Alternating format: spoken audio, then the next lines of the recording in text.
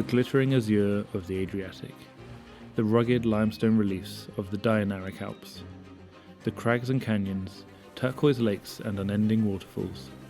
Croatia's many wonders are quickly making it a top European destination. We lolled through the old city of Zagreb and beheld the stunning karst geology of the Plitvice lakes.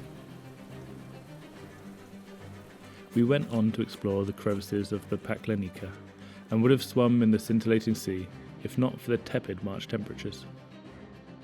It seemed much of the country had been redesigned for the pleasure of tourists, and we delighted in being there in the off-season without them.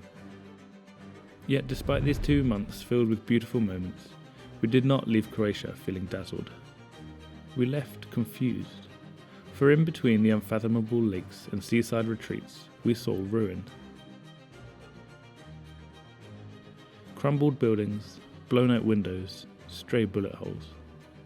Croatia's hard-won independence from the dissolving Yugoslavia was only 25 years ago, but we were shocked to find much of the country still contaminated with landmines. Even in the day tourist Valhalla of Plitvice, intimidating limestone reliefs made accessible with boardwalks and ferries, much of the surrounding forest was once a battleground that is said to be littered with unexploded ordnance.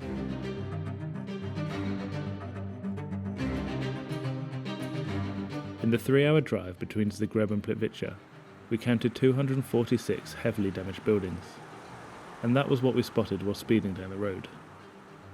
With these dilapidated structures relics of the war? Cursory research told us that actually, Croatia had largely rebuilt after the war.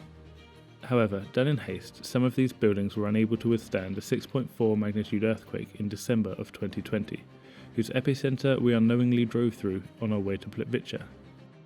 So it seemed we were not only seeing the loosely bandaged scars of history, but the wrath of Mother Nature too.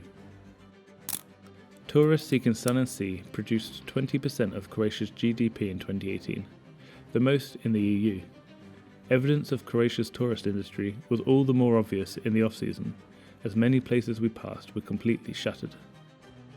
Some locals with houses for rent or seasonal restaurants rely on the tourist booms of July and August for their entire yearly income.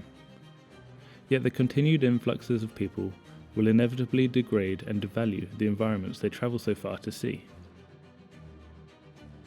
The idea of a country rebuilding itself on the back of its natural wonders, being undone by nature, seemed tragically symbolic of the modern environmental crisis, the fraught balance between the good of the people and the good of the planet.